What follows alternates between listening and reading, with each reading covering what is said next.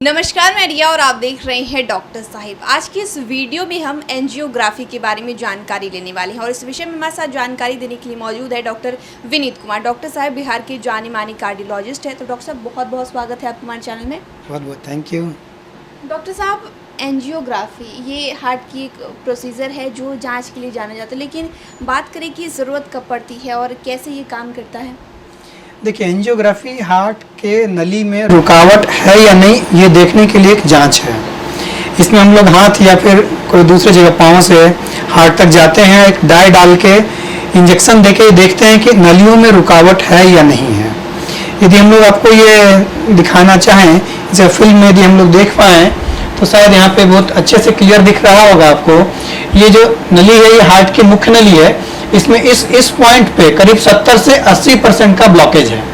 जिस वीडियो को हम आगे चलाएं और अब ध्यान से देखें तो ये पॉइंट है जहां सबसे ज़्यादा ब्लॉकेज है। तो ये जांच की जो जांच हुआ ये एंजियोग्राफी कहलाता है। यदि हम लोग इसमें बात करें कि इस ब्लॉकेज को आगे दूर करने की प्रक्रिया ये एंजियोप्लास्टी कहलाती है।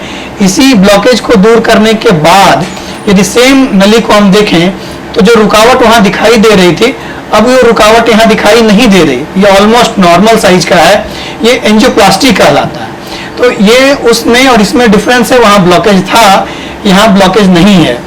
देखें केवल तो एंजियोग्राफी यदि उसे दूर करें और वहाँ पे स्टेंट लगा हुआ है जिसके वजह से कि वो एरिया दोबारा फिर से वापस ब्लॉक ना हो, इसके लिए तो ये प्रक्रिया एंजियोप्लास्टी कहलाता है।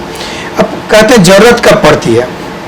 जरूरत हमारा यदि हम लोग बोले कि किसी इंडिविजुअल को या आदमी को वॉकिंग करने पे सीने में दर्द या सीने में भारीपन महसूस होता है, या वॉक करने पे सांस लेने में दिक्कत हो रहा हो, धड़कन तेज हो जाता हो, तो ये सब कुछ लक्षण है जो कि हार्ट के नलियों में ब्लॉकेज से रिलेटेड हो सकता है। इन लोगों का एंजियोग्राफी से इनिशियल पहले कुछ बेसिक जांच ईसीजी, एकोकार्डियोग्राफी, टीएमटी ये सब करते हैं। यदि इनमें से कहीं पे दिक्कत लगा या कोई शक महसूस हुआ तभी एंजियोग्राफी करते हैं। एंजियोग्राफी सबका नहीं करना होता है। हाई रिस्क के लोगों में जिसमें सिम्टम हो, दूसरा इनिशियल जांच से कोई दिक्कत महसूस हो रहा हो तो एंजियोग्राफी करते हैं। और एंजियोग्राफी एक गोल्ड स्टैंडर्ड टेस्ट है जो ये दिखा देता है कि ब्लॉकेज है या नहीं है। यदि ब्लॉकेज एक लिमिट से ज़्यादा है तो डिफिनेट रूप से उसे दूर करना ज़्यादा बेहतर होता है, जिसकी वजह से कि वो अचानक बंद होकर हार्ट अटैक होने का रिस्क डिक्रीज कर जाता है। तो अगर बात करें कि अगर एंजियोग्राफी हुई है तो उसमें कितने टाइम तक, अगर मान लीजिए कि दर्द रहता है या फिर किसी तरह की कोई समस्या आती है। यदि हम वॉक करें या एक्सरसाइज करें या कोई भारी काम करें और सीने में दर्द या भारीपन हो, जब रेस्ट करें तो सीने में वो भारीपन आराम हो जाता है, तो इस हालत में एंजियोग्राफी करते हैं। या दूसरा इंडिकेशन है अचानक एक्यूट हार्ट अटैक, बहुत तेज सीने में दर्द हुआ हो और ईसीजी में हार्ट अटैक दिखाई दे रहा हो, तो ये दूसरा इंडिकेशन है जिसमें कि इमीडिएट हमें एंजियोग्राफी करने की जरूरत पड़ती है, ताकि हम देख सकें कि कौन सी नली बंद है और उसे जितना जल्दी ओपन कर दें उतना हार्ट के उस हिस्से को डैमेज से बचा सकते हैं।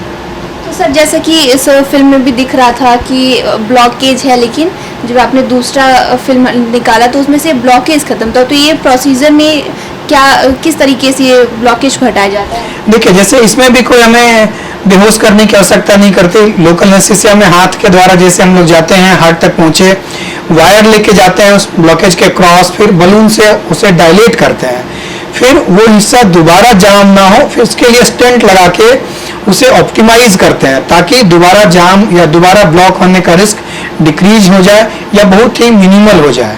तो ये प्रोसेस जो पूरा हुआ, स्टेंट लगाना एंजियोप्लास्टी कहलाता है, जिसमें कि जो ब्लॉकेज है उसको दूर करते हैं।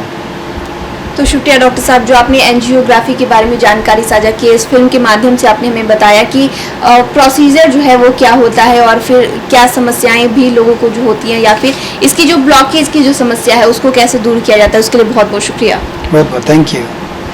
तो आप डॉक्टर विनीत कुमार को सुन रहे थे, जिन्होंने पूरी जानकारी हमारे साथ एंजियोग्राफी के बारे में साझा की है। तो इस विषय में आप क्या सोचते हैं हमें कमेंट कर जरूर बताएं। चैनल को सब्सक्राइब कर ले, फेसबुक पेज को लाइक कर ले। वीडियो देखने के लिए आपका शुक्रिया।